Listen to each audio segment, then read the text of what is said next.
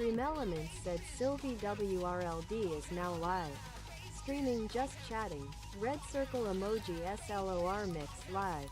Spring, summer 2026 set curation.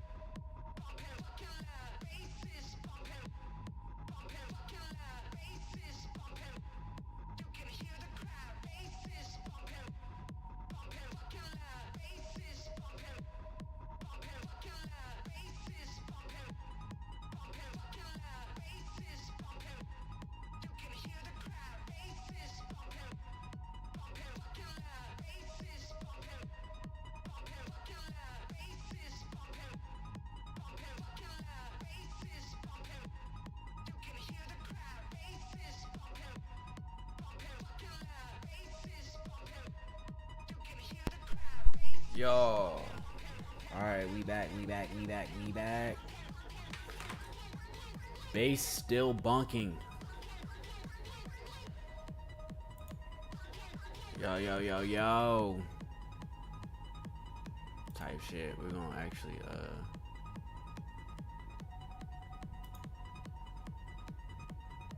Bank. Alright, we live. Wait. Let me get the vertical straight.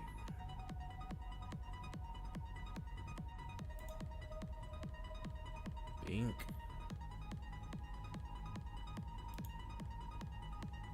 Whoa. What's that? I just put some.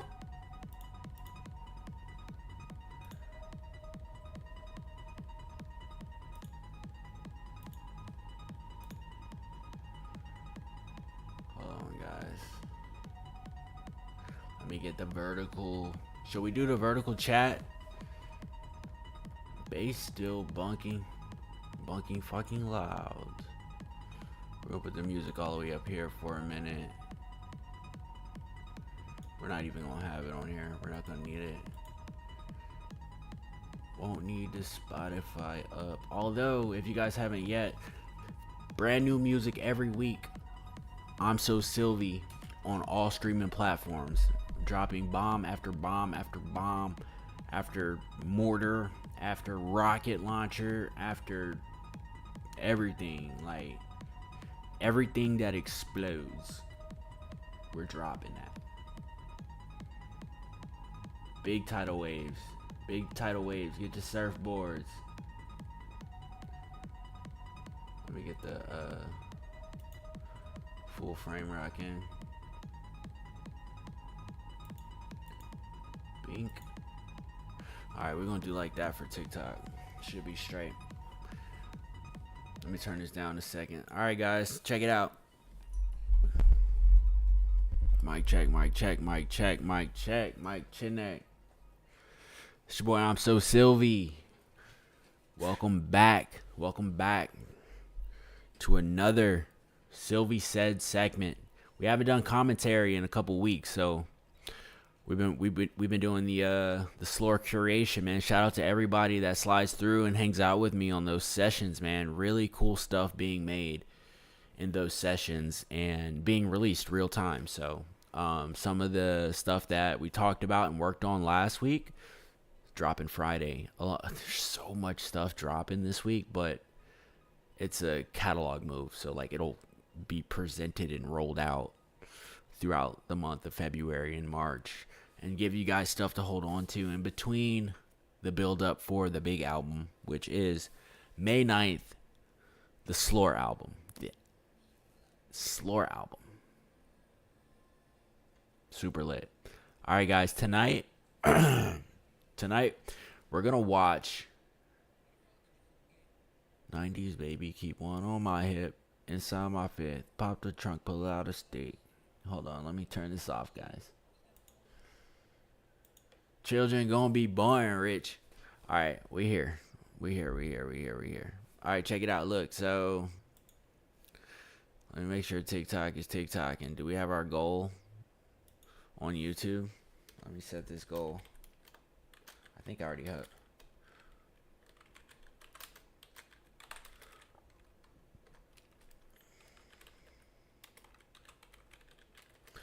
Tonight we're gonna get in a few things.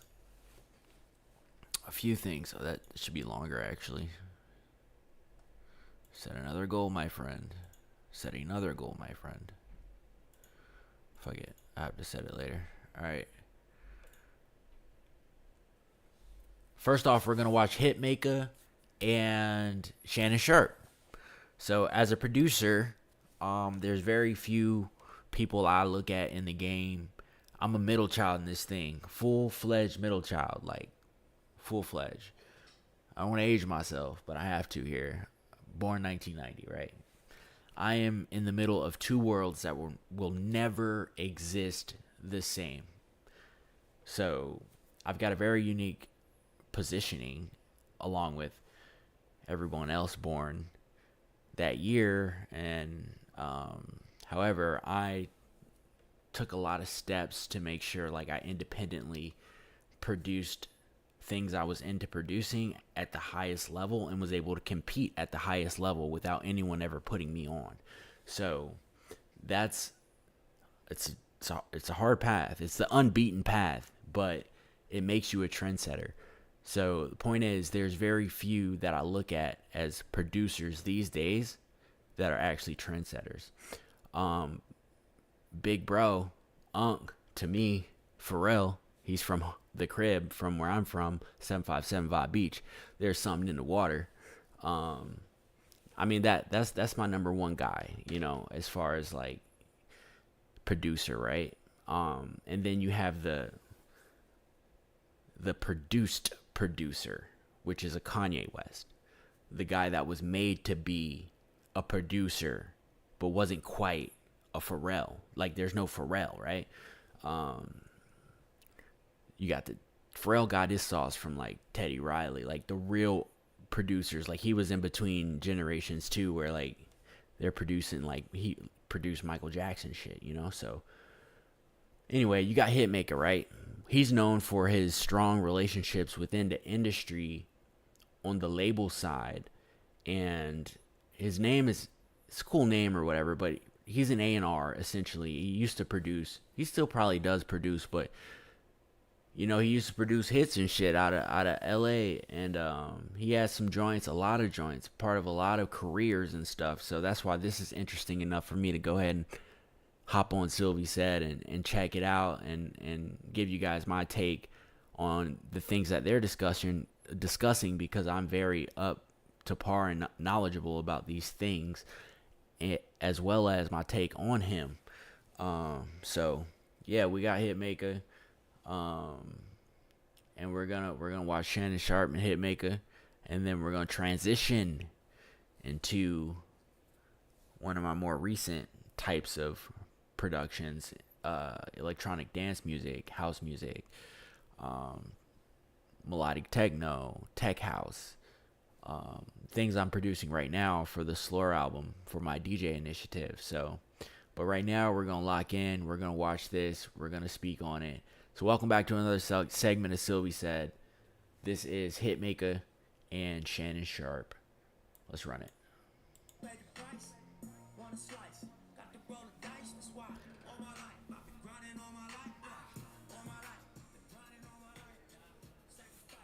Hustle, pay the price.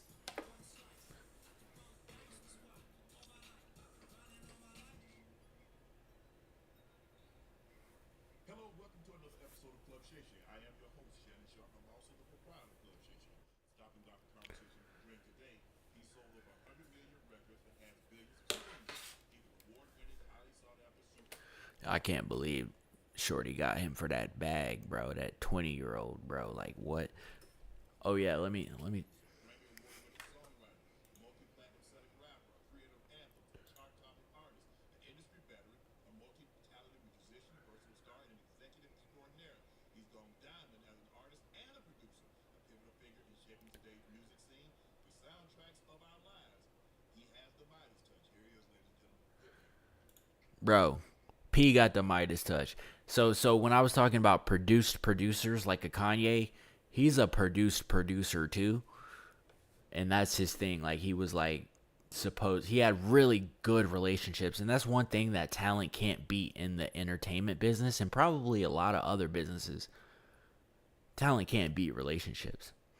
One thing that, when I spoke earlier about myself and how I independently was able to and am able to compete at the highest level off of all of my own self-owned productions and creative outputs across various mediums, without the relationships, without anyone putting me on, which has created a great positioning for me now, especially as a middle child, but it's also created like the leverage that I need to be the person that is the tastemaker, that has that now develops these great relationships, because my track record speaks for itself, and it's not like all based off of my relationships. When you got guys where like they have great relationships, but their whole career is based off of who they knew in their relationships, it boxes them in and it limits them. They can only go as far as their relationship will allow.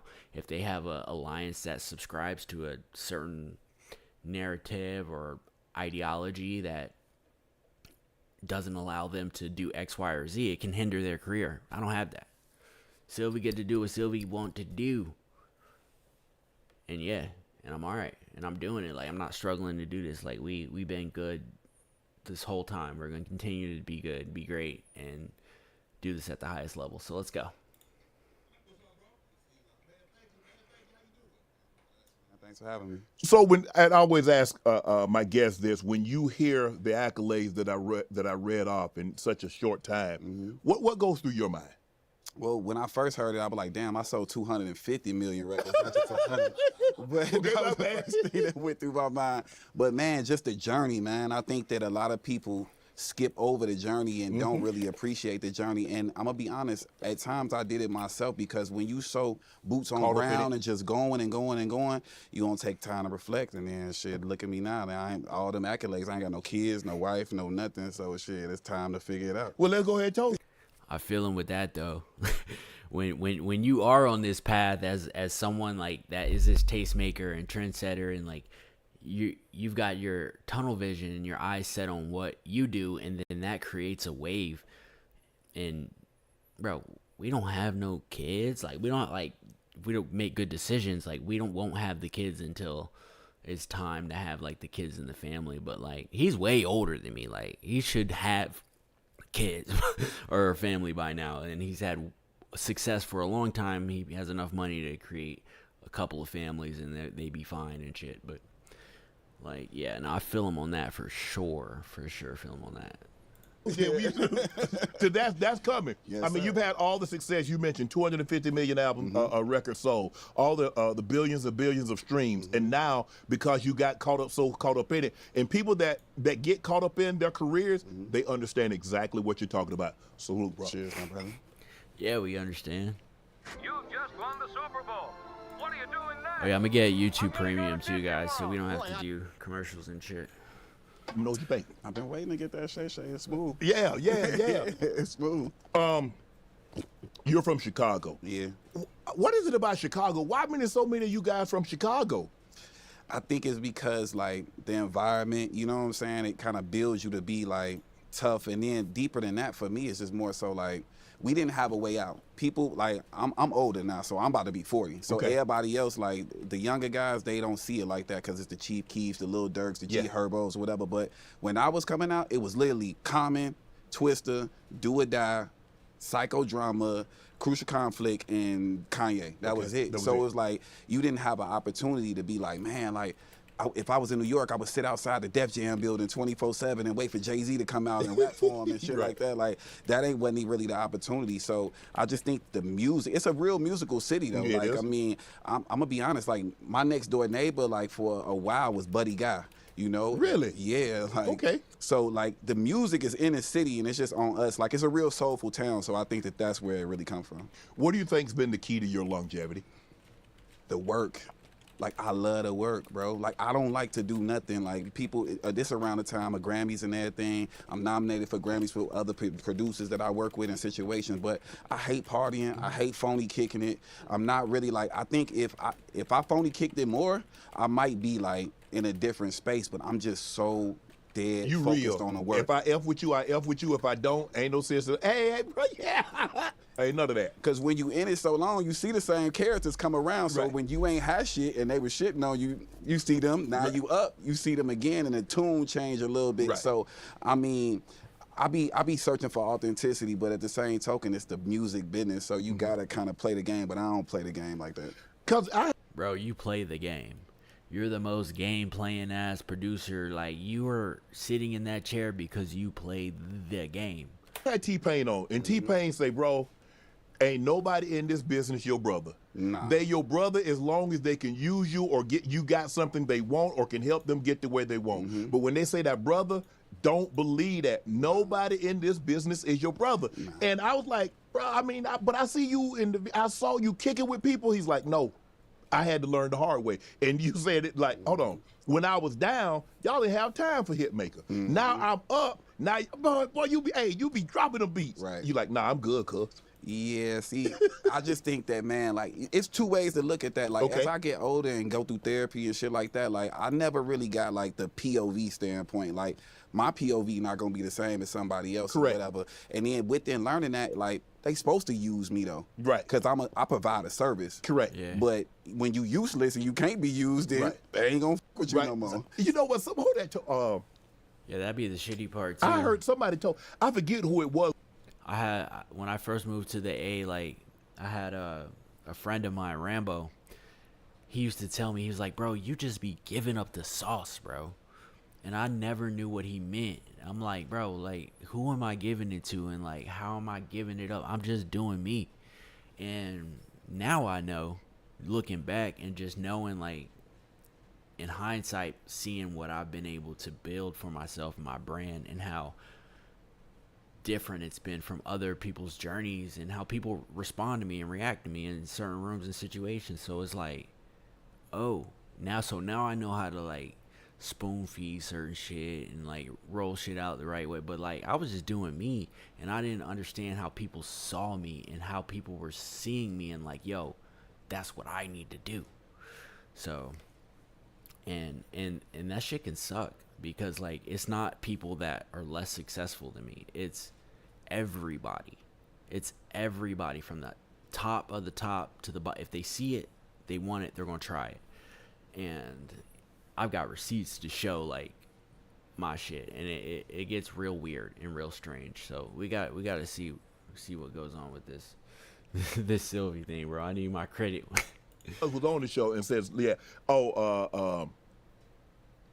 it said at least I forget how it'll come back to me, but they said something very similar, is that you being used, at least I had a service to provide. Exactly. So if you can't use somebody that don't have anything to provide. What you doing? Ain't nothing happening. You mentioned G Herbo. Right. And G Herbo, I had him on, and he's unbelievable. I mean, it's my really first time getting an opportunity, because when I get an opportunity to sit down and talk to people, because you have a perception of somebody that you see from a distance. But when you get an opportunity to sit down and you talk to them and you start to, after 30 minutes, after an hour, you get a sense of like who that person really is. Right. And I had a sense, and I'm like, man, this is a good brother. Obviously, he came up in some times and he had to do some things that I'm sure he's not proud of, but I think he's a good brother. And I heard him the other day, he said that, someone tried to trick him out of his spot by throwing up a gang sign in the club in front of his face. He's like, nah, I'm too smart for that, bro. I'm way, way, way past that. I tried a ton of AI work tools. Oh, did you? Then I tried Monday.com. Oh, did you? Game over. What is it about, like, when somebody that, I don't know if the guy know him, he might have didn't know him, maybe it was a true a banger or whatever the case may be. But why is it that when we see somebody that came from an environment, why we always, and they come out and they make it, why we try to put them back in that situation? It's crabs in a barrel mentality, my brother. You know what I'm saying? Like, I think that it's such a clout-driven era right now. Like, a person would rather come and do some harm to you and be famous for doing harm to you than actually express that they truly like you and they fans of you, instead of giving you the admiration and your flowers at the time. And I think it's just because it's how we raised culturally. You know what I'm saying? Like, for lack of... Yeah, that should be crazy. Like, I've never been like that. Like, I've always overly shown love and shit. And I do it intentionally, even when people might not even be that tight. Like, there's people specifically that I've covered on Creative Anonymous and within the city and up and coming various DJs and talents and brands, where that sauce I was talking about earlier, that how people would, a better word, black people. That sauce I was talking about earlier, like, I would intentionally pour into these people even when they weren't that tight, because I knew that, like my boy Rambo said, hey bro, you're giving up the sauce. When I started to realize, oh, these people were looking at that like, oh, that's fire, I need to try that, I need to do that, I found out the power of that. So with power comes responsibility. So I would always lay on a little extra and share that sauce and share that juice. Like, I learned that people feel a lot more good about what they're themselves and what they're doing when I say it's tight, when I say it's cool, because now I know how they're looking at me and shit. So yeah, I would lay it on, man. I would lay it on extra, man, and never been the type of person to hate on someone. I would only, like, the only thing that would, like, get under my skin is when people are, like, so insecure about themselves and their work that they get in their own way with me, and then they try to find something negative or try to destroy something that is good. It's all good, like, because they want to feel better about themselves. And these are even that can even be someone that I go out of my way to compliment.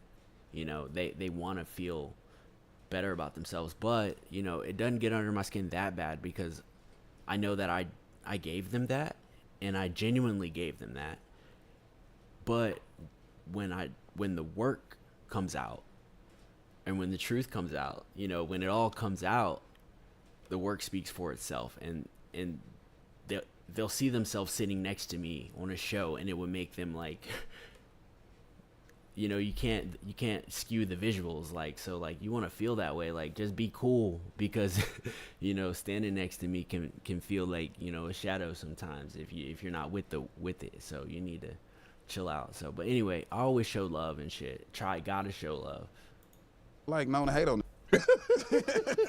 That's why it's the shade room. Right. You know, like, I mean, TMZ is for, I feel like it's for white people or whatever, but it ain't as volatile as shade room or baller alert or the things that we got going on. I just think that, look, and I'm sure we're going to talk about that shit later. Like, I was on Love and Hip Hop. Think about, like, guilty pleasures, right? Yes. People like to see famous people not doing good so they can feel better about where their life going on. You know what I'm saying? So I really exactly what I just said. That irks my nerves, bro. But like I said, when they stand next, if they get a chance to stand next to you, like I got a bar on one of the songs that are releasing in this project. It's coming out next week. It's like standing next to me is the closest you'll see to success. I beat on my chest, like some shit like that. It's like, but it's true. It's like, bro, this is close you gonna get to this shit, bro. Be cool, bro. Commend Herb for doing that, because I really know Herb. He a little brother of mine. Yes. Like, I ain't gonna lie, we just talking yesterday. And man, like, he one of the good ones. He's one of the great ones. And I think that he realized what his purpose is, because when I met him, man, he was just Lil Herb. I met him with Nicki Minaj when he came and did that Chirac song in LA for Nicki. So, man, I love Herb, man. That's Lil Bro. This episode is brought to you by Prize Picks. Whether you're starting a new routine, making player picks for the first time, trying something new can be hard. But in life and on Prize Pick, it always feels good to be right. With high-pressure playoff matchups every weekend and elite hoops action almost every night, the action never stops, and Prize Picks lets you take control. Find your community on Prize Picks. With new social feeds feature, you can share like, hey boss, just arrived on site. Gearing up now. Time theft. It's costing your business. You guys know what time theft is in like the workplace? It's called malingering. I had to write somebody up for malingering one time. For those of you that don't know, I was in the Air Force. Yeah. It sucked. But they were malingering legit, and I just became their boss, and my boss was pressuring me to like do some boss reprimand shit, so I ran that shit. Did Vaughn, I think I might have did Vaughn's biggest record besides Crazy Story. It's a song called Still Trappin', featuring him and Lil Durk or whatever. I think it's like triple platinum, 4 times platinum now. And when I worked with him, yo, Shannon Sharp over here like, yep, he's never heard that song. A lot of people see, I don't just make beats, Shannon. I make records. I make hit records. You call me when you want a hit. You want a nigga to just play you some beats, go call him. That ain't what you for. Nah, the song come done. I'm in the studio 24/7, so when I work with a rapper, I'll present a beat with a hook already on it to make the job easier for the rapper. He ain't got. So that's what I was telling you about Hitmaker earlier. Like, so that's his branding, right? Especially it's in his name, right? So his relationships with Atlantic allowed him to say that with his chest out and do that for various artists. But really, he's just an in-house producer at Atlantic. You know, if everybody was calling him for when they needed a hit, then he would have all the hits, and he doesn't. He has hits, but like he doesn't have all the hits, you know. So I mean, Pharrell got a lot of hits, got way more hits. But yeah, like I said, they're two different kinds of producers, but still, he's a real producer. He's not a beat maker. So that's why we're here. That's why we're giving him the time, and we're covering him. Nothing to do with just lay a track. Exactly, because why would you want to do that? These niggas got to go tour all over the world. They going to be big artists. They allow me to do the work for them, but they still got to make it their own. Because I could write a hook for anybody sitting in here right now, and they might not perform it the way that artist performs it. So when I got with Vaughn and he took those records, and that was a demo, and he like, damn, gang, I'm really supposed to re-say what you said? I'm like, yes, but put your own spin on it. Say it like make you would it say true to you. And then that allowed him to do that, and I ain't gonna lie, we did those songs, and we did a bunch of different records, and then shortly after, he lost his life. And I felt like his trajectory was just going so high at that point, but you know how this shit go, man. Like, he was really one of them, so like, I don't even think that with him passing, he would be too like caught up on crying about it, you know what I'm saying? Like, he lived and he did what he was supposed to do. I think he got farther than he might have thought he was gonna go. But here you said, here is a guy, and you can see he's ascending here. Why not get off that train that's gonna either put him where he currently is, into the penitentiary? Why, when you go in here, why would you take a detour? Because Vaughn is in the era of reality rap. So they thing was to go do shit in the streets and go tell real street stories that academics or any of these different people can go put the dots together and try and connect it. Like, that's why people with them so much. Right. Because it was like, oh, I'm talking about this situation. It's a real situation that happened. I was involved with it to a certain degree, allegedly, you know what I'm saying? And it was just right there. So people were drawn to the reality rap of what he was doing. And now I feel like that era is kind of leading us right now to another direction. Because who was that started it? Somebody said F the streets. Oh, yeah, 21 Savage. Savage said F the streets. Because we saw what happened with YSL in Atlanta, and we see the things that, and it's like, man, look here, F the streets. Where are you? Oh, I ain't in the streets at all. I'm an executive. Never been in the street. I don't know what they're talking about. Like, yo, Shannon, Bro, listen. I'm from South Side of Chicago, man. I was blessed that my parents actually like. Your people had money. They put in that work. Yeah. So, you know, they get on my ass every time I say I never ate a sandwich, a hot dog, hamburger, grilled cheese, McDonald's. Oh, you had hot meals? Oh, I had chefs and I had a decision to make. I told y'all he had the relationships. Like, he's like one of the first Nepo babies type shit. Like, he's had the relationships. His life was set up. And you'll notice a lot of people in the industry that are plugged into the industry like this. And you'll see the longevity. You'll see them be able to pivot and make these different moves within the industry, but always be tied to a label in a creative position, or probably any position in the label. They're born into that shit, bro. They're born into that shit, you know. So it wasn't really about what I would. You know how like you gonna eat this grilled cheese? It wasn't none of that. I was going to school with like a thermos with chicken noodle soup inside of it, Shannon. Damn. Yeah, man, I was moving different. So I was around the streets. Music led me to the streets. Okay. I was living in the suburbs, and I was so caught up into the music and the DMXs, the Jay-Z's, and back then it wasn't reality rap, but you had to be true to whatever you were preaching. Yeah. So I was the dumb that was in school that could have had a Range Rover at 16, but I wanted to go sell crack in the middle of the hood and think that I'm doing whatever I'm doing. And my parents was all the way up. I tried everything. Coffee, Pomodoro, and binaural beats. But nothing Hey, look, I'm not going to cap. That man tripping. Look, my parents, my dad, rock stars. My dad is a rock star. He did so great for me and my brothers and sister. There is absolutely no way that I would have caught myself trying to be something other than what he provided and enabled me to like embrace and live. Like, it's real life. Like, it's fire. To me, it's tight. Like, it was to be different and to like have that different kind of life and not to go do dumb shit like that. Like, yeah, nah. Like, I was never, I learned about the streets later on in life through media and covering certain things and being in a city where they're doing reality rap now and you're known for what you do, but when you're popping, people that are popping, they know you.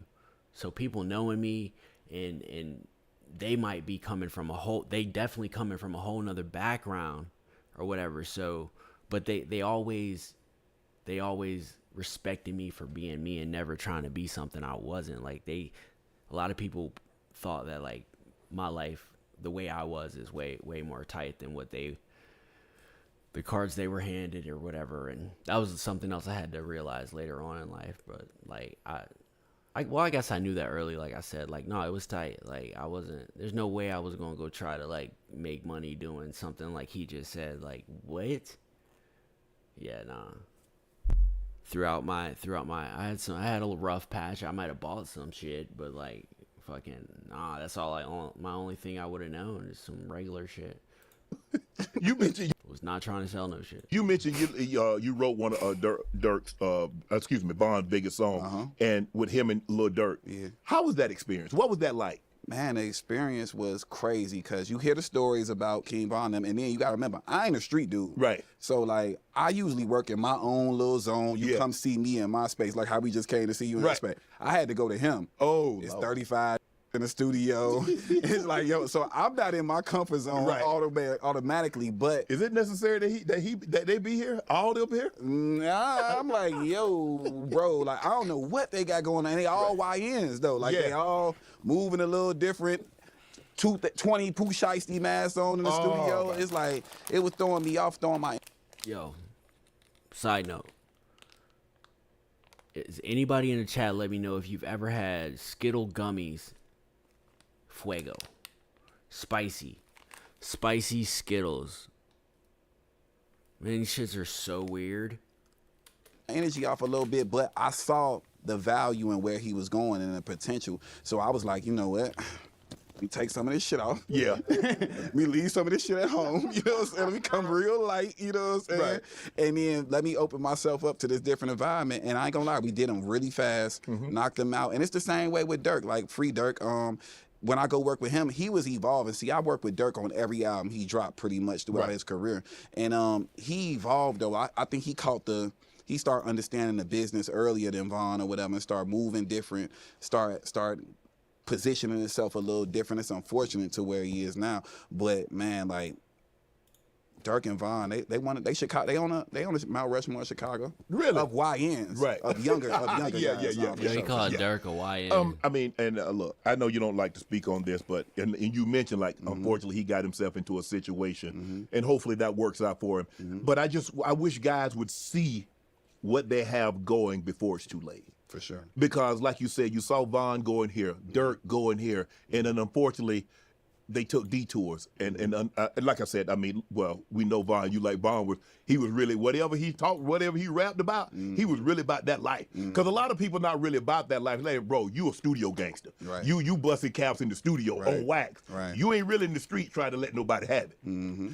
But they were really about that. And so and because you're close to him, you know him on a personal level. It's not like we just from Chicago. Yeah, he's from Chicago. I know of him, but I don't know him. You've actually worked with these individuals, so there's a closeness that you have that probably a lot of people don't have. And so I'm like, probably when you heard like, man, Dirk, really? I sure hope that ish ain't true. Man, that messed me up too, though, because you got to think from Von passing, and then you got to remember Dirk lost a lot of family too. He lost D-Thing, he lost Chin, he lost his brother, who was his manager, and these all people I knew from the beginning of his career. Correct. So I think you don't know how much trauma he might be holding. You know what I'm saying? Like I couldn't imagine going through all that type of stuff. And I really know where Dirk from. Like I really was around these guys. Like I'm about 9 years older than Dirk. So like Dirk was like little Dirk on the block when I was out there as a teenager or whatever. So I mean, I just praying for these brothers. It's a mentality, bro. Like, and I see things shifting. I see the tides changing a little bit. But man, Chicago, like, we just gotta do better. And like, I think it need to be more OGs. They ain't had no OGs. Correct. I ain't give a fuck about no OG. They could beat up the OG. Damn. Like that's the type of time they was on. Right. So I'm just hoping that, you know what I'm saying, like people you learn from examples instead of having to go through the situations themselves, you know? Yeah, I think the thing is that a wise man learns from others' mistakes. Facts. A fool learns from his own. But you know what? My grandma used to say, boy, sometimes you have to bump your own head to realize how much it hurts. Yeah, for sure. And unfortunately, sometimes we have to go through things for ourselves. We can see it from a distance. But you like, that can't happen to me. Yeah, I'm starting to learn as I get older, man, to go with my gut. So if I think about something and doing something, I'm like, should I send this DM? Nah, let it ride. Nigga still sent it, though. But, you know. I'm not sending a DM. I'm not. Saying, like, we gotta pull back a little bit. I don't know if he was talking about doing business with like nefarious talent or I think he's talking about sliding in some cheeks. I can't send the DM. That's the thing, bro. Like, bro, I can't send that DM. Like me as me, Brandon, but also like Silvy. Like, I'm not sending that DM. Like people know me. Like, bro, I have no problems, like, but I'm not sending no DM. If I'm having some fun, it's gonna be something that happened naturally, organically after a function, someone that's had their eye on me for a minute through IG. It's usually how it happens. Someone, hey, I know you. I'll be like, you don't know me. You know of me, but you don't know me. That's usually how that shit go. And then, yeah, motherfucking Mike motherfuck. So, got a song coming out this week, ATL Hosky. It lays all that out for you, bro. Silvy's experience with that shit, bro. But I'm not sending that DM. Fuck no. I'm not sending. Fuck I'm gonna look like. You worked with Kanye early in his career. What was early Kanye like? Man, Did you see working with him early 2000s? Did you see what everybody came to? I mean, he's a genius. Of course, bro. So Kanye West used to live on 95th Street in Ashland or whatever, and we used to go over there. My mentor is a guy named Bugs who works heavily with Kanye West. Okay. So we used to go over there all the time, rap, do all these different things. And I'm gonna be honest with you, the man. My demo was produced by Bugs, No ID, and Kanye West. Okay. So Jesus Walks, the Kanye song, was on my demo because he was moving them beats around. That's this crazy. before he made the song Jesus Walks. Right. So on my demo that got me signed at the age of 13 to DMX, I had one of the biggest bidding wars going on as a kid rapper. It was Jay-Z, DMX, every company, probably 10 different companies wanted to sign me at the time, and my demo had Jesus Walks on it. So that was like my first time like really collaborating with Kanye and being around him and just feeling energy. He was already a legend before, you know what I'm saying? Like he was doing Jay-Z beats. Like Yes. Jay-Z was, you know, to us, we know what Jay-Z is to us. So Absolutely. for him to be where we from and doing Jay-Z beats, he was already a legend from the jump. That's what I was saying earlier about Kanye and how he's a produced producer. Like from the beginning of his career, he was set up to be a producer. Like him, he's a producer too, but it's due to his relationships and how plugged he was in from a youngin'. But Kanye being a producer, he was set up by Hove from a young age. I mean, from the beginning of his career to be a mega producer, knockoff Pharrell or whatever. Wow. So what do you think the biggest difference is, Kanye that you met and Kanye now? Oh, you're a billionaire. That's the difference, the paper. Yeah, you know, the paper turn you. It's only a few handful of people, and I know you can relate to this, that get a large amount of paper that still stick to where their roots is. You know what I'm saying? And I'm not saying Ye is a person that didn't stick to his roots, because he a grown man. He older than me, man, almost 50. He can make his own decisions. Right. But at the same token, I think money and fame is the most dangerous drug you could possibly take. It's addictive. Whoa. What's that? I just built a budgeting app with Base 44.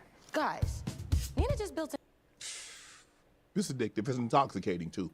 And kind of once you have it, you want more of it. Exactly, and that's what I'm fighting with my therapist about right now. She like, when is it gonna ever be enough? I get the same thing. I'm like, I don't know. But I don't know what I would do if I didn't work. What would I do? Yeah. Well, I mean, what? I mean, Yeah. what? I mean, to go travel and to go do all this stuff. That's the for thing. what? Shannon, my dad's 76 years old right now, right? The man owned like 15 3-flat apartment buildings in Chicago. The man still get up and go to them buildings every day, That's check on his hard. tenants, do all the shit. I'm like, yo, brother, we multi-millionaires. He's a millionaire, I'm a millionaire. Why don't we hire somebody to do that? But he won't tell me, but something in me tell me that when you stop working, you dead. So I look at him like he crazy, like, yo, like, bro, you done retired, you done with all this shit. Let's sell them buildings. Let's get you a house in Miami, somewhere close to me, to where I can have like a little fine nurse or whoever at your house, caretaker Tight coming shit. through, getting you good, you know what I'm saying? Right. But at the same token, he won't leave. No. He won't do it. What do you think about Kanye recently? I think it took it out in the Wall Street Journal or New York Times, where he apologized to the black community. He apologized to the Jewish community for some of his rhetoric, realizing, and he's made it like he's dealt with some things in the past. And I'm not here to make excuses for Kanye. Kanye is a grown man, and his apology, his letter, his editorial speak for itself. But what do you make of that? I think this the best apology he's done throughout this whole I time. haven't heard that one. Because We it was gotta like, review it. it wasn't an apology based off like, man, I want your acceptance back. It was just more so like a statement, like, yo, like, I'm working on myself. I'm accountable for what I did. Yes. I know I f***ed up. And it's the first time he said he was f***ed up with black people. Yeah. So that, you know, I mean, you got to know, like, Yeah, Kanye used to say some wild shit. Like, he used to appoint himself, and I can't stand when anybody of color does this. When they say we, like we're like this, or like the thing about us is shit like this. Like I spoke about earlier, my upbringing was different. My path is a little different. Like, I have a song coming out on a project next week. It's called No Tribe. I legit didn't have a tribe, bro. So it's like the way I came up, it was like it was black and white, and I was like in the middle, not from like a physical makeup, just like, and not even like, I was just myself, bro. But I was like, you guys will hear in the song, but like Kanye used to always like appoint himself as like the speaker for all black people and shit. But we all knew Kanye was so detached from the black experience forever. Like, so I'll be like, how do you even qualify for that shit, for one? And plus, you say the craziest shit, bro. Like, he didn't grow up around more Anglo-Saxons than me, bro. So the type of shit he would do and say in the effort to be more diverse would be the wildest, most craziest corn. It would just sound like so dumb, bro. And I'd be like, bro, like, if someone else was in that position, I could sauce this shit way better, bro. Because I really know what's going on both sides, bro. Like, Kanye used to tweak saying that. But when people say, yeah, us, we're like this. No, you're like this, bro. You speak for yourself. Like, I understand there's a group of people that went through X, Y, and Z, but everybody didn't, bro. Everybody didn't, and everyone didn't lead a life the same way. So I got to give you guys a specific example, but I'm pretty sure you guys can figure out like the gist of what I'm trying to say. When people make those kind of broad statements, I'd be like, bro, speak for yourself, bro. But again, that's with anything. It ain't got to do with black and white. Like, speak for yourself, bro. Silvy gonna do Silvy. Either the PR team that ramped up, or somebody auntie, a black lady running his PR right now, or he's very genuine about what he really feels. And I think that him being genuine would be the best thing, because the man catalog and just what he means to us. Now, you ain't even gotta be a rapper or a musician or nothing, but you can't talk about life in our generation of what it is without Kanye West being mentioned. Yeah. I mean, you look at what he's done since he burst onto the scene in the early 2000s to what he is now. And not only just what he's done, what he's been on other people and helped them do. Right. You know what I think Kanye, where it started going bad at? And I'm yay, I love you, John Monopoly, all y'all, don't take me no way when I say this. I think that when he went up there and took that award from Taylor Swift for Beyonce, no matter how much Henny he was on or how drunk he was doing it for the right reason. Yes. He like, yo, I'm an advocate for music. Let's be clear. Beyonce had the best shit smoking right now. Like, and now we letting the politics change, and I think he was stoned for that. And he might not have been supported the way he thought he was going to be supported, a la when he said George Bush don't like black people. Yeah. He thought the outpour of the support was going to come the same way. And once he didn't receive that support and he got shamed for it, and he like, I did this shit for somebody else. Right. This ain't even my L to hold. Exactly. It wasn't like I lost album of the year. Yeah. I stood on the table for someone else. For the culture, really, though. And this is what I feel that though. Like, I'm a lot of the times I'm that Indian that goes over that hill first, and I experience these things kind of like the pioneer type shit, and it's not even my burden to hold. Like, it's like you're doing, your actions are for things bigger than yourself at some point. When you're the trailblazer, when you're the creator, when you're walking that path. So yeah, no, I feel that, but bro, say less, bro. Say fucking less, bro. Like, he was old enough to say less. Like, bro, I used to say the most, bro. I used to say, look, if I saw something that was like wrong, like, I used to be the person that would say that shit. Like, people would get a kick out of like knowing that at that point they would have probably called me Silver, but knowing that Silver gonna say it. But like, that shit's not tight either, because everything doesn't need to be said, bro. Like, bro, say fucking less, bro. Like, let your work speak for itself. I've been on that so hardcore for the past 5 years, just letting my creative output, my work, be my representation, bro. And every now and then I'll try to communicate X, Y, and Z to maybe a potential business partner or a colleague or associate or something like that, a peer, and it never translates. It never translates because I never take into consideration how they're viewing me. When I confide, it seems like their perspective changes of me because they feel like I'm already someone that's got it figured out and shit. So I share an idea that's not complete. They automatically try to leverage that as something like negative about me and shit. And I'm trying to collaborate, but in a healthy way. Cause like usually when I have an idea, like I see it through already. So I already know what I'm gonna bring to the table, and I know I could do this by myself.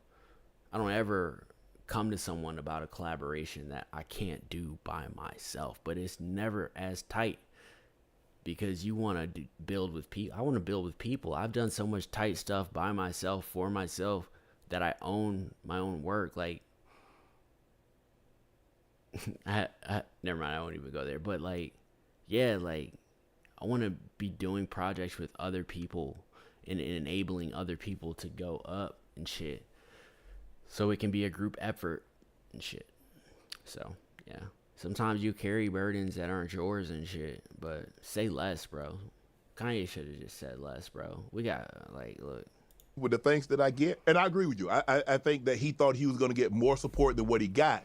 But even if he had gotten the support, the support on the other side was far too great because they control all the awards. They can control everything. Right. And so you got, at some point in time, you kind of have to play the game within the game. Exactly. I'm doing my own thing, but you understand how this machine works. Look, one thing I've learned about how the world works, how media works, how just communication works, you can't gain support from one side or the other from a divisive statement. No matter your intent, no matter if it's for like good like no matter your intent, if it's a divisive statement at the core of it, you're not going to gain support and you're not going to solve anything. It's how you say things. If you're going to say it, like I said, actions, bro. Let the work speak. Like I'm always like there's a lot of change I want to see, so I'm that. I be the change I want to see and shit. Like there's no request I can make or any kind of like statement I can make, that I would expect someone to get behind or for it to be impactful. There's not one more grand than the actions that I make that are intentional, that are designed to create a certain outcome. That just comes from being like a producer and a designer at the same time. Like my perspective on things allow me to like execute from that level and shit and understand things like that. But like, yeah, like there's no statement. There's no statement. If it's divisive at its core, you're not solving for anything ever.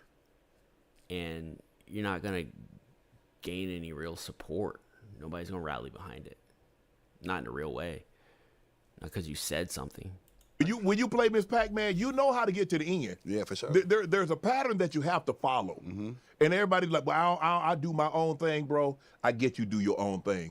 But it's kind of hard when you don't own everything that you own. So you might say, well, I own a business. But do you produce everything that you own? Do you sell everything to yourself that you own? So you need other people involved. And then when they shut that power off, you just own something that you don't have anybody to sell it to.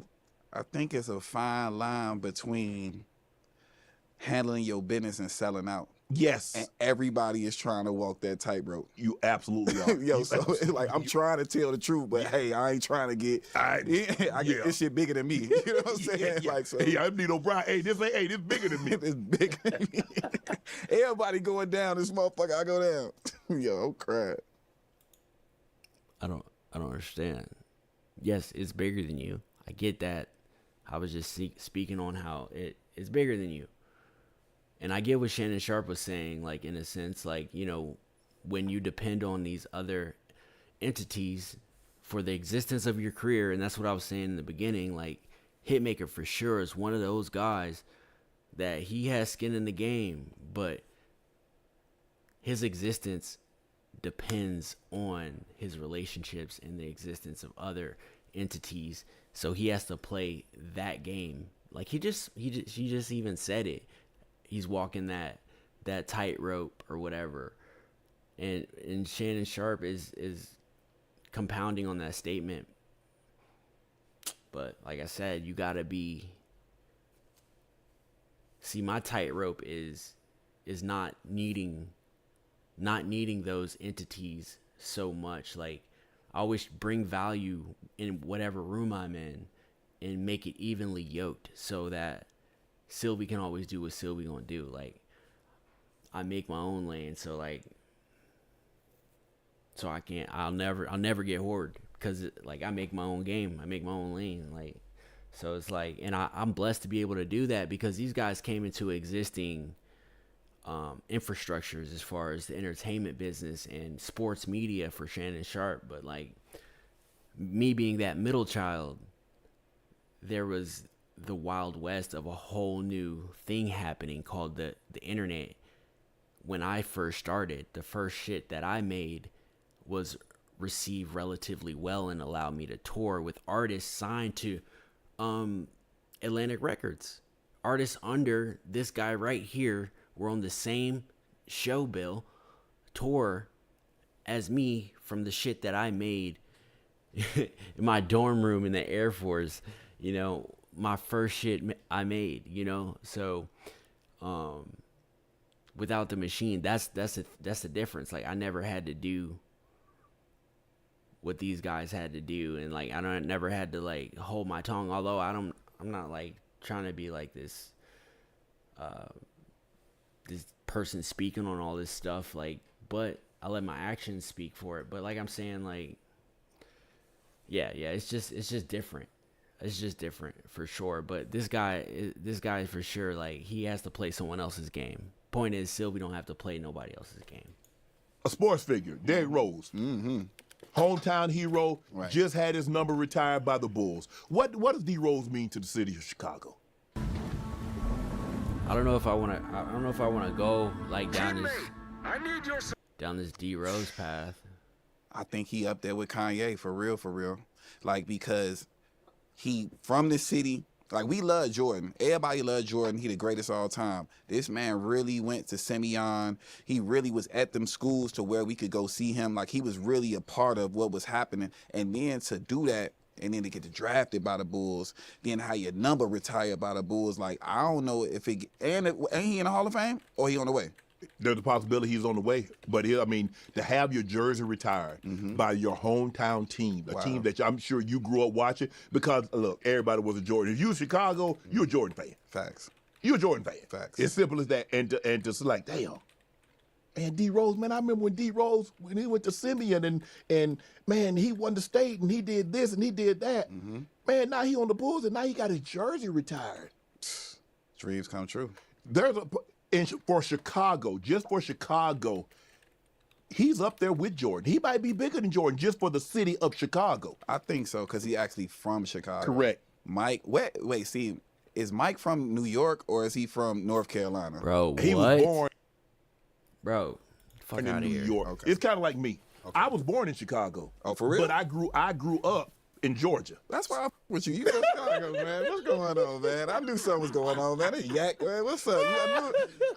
Everybody from Chicago like yak. Yeah, they do. That's some good stuff right there. That's premium. The neighborhood. Right. I read that Shauna from the DDP was from your neighborhood in Chicago. How did she help your music? Bro, so damn, when I fell in love with the music, right? Her brother, his name is Ice Drake, and then she was signed. She had a deal with Relativity first, and she had she had like a group. I forget, Infamous Syndicate. It was her and a girl named Tifa, and as you know, or maybe you not know, Buddy Guy is her daddy. Oh, yes. So that's how you. So okay. So we living in the Who's suburbs. in Sinners playing the guitar and doing the movie? Exactly. So we in the suburbs, we doing whatever, and like she's my next door neighbor, like two houses down. So music was flowing through their household, and my brother was like rapping, and they were all like friends because Shauna's probably like 10 years older than me too. Okay. So they were all friends, and they were all like making music, and it was really inspiring for me to see because like it let me know that this is possible. But I was really bad, and I wanted to know about music. Boy, they did me dirty. They used to lock me up in the crawl space. They used to, you know what I'm saying, do all the shit to a little brother that you know that you were supposed to do. But I was able to be around those early beginnings and see how she did her thing. And then not only that, further down the line when we got more closer and my career evolved before I got on as Young Berg, she put me on her album. I produced on her album as well, and it was just like she's a big sister to me, like in every shape of the word, for real.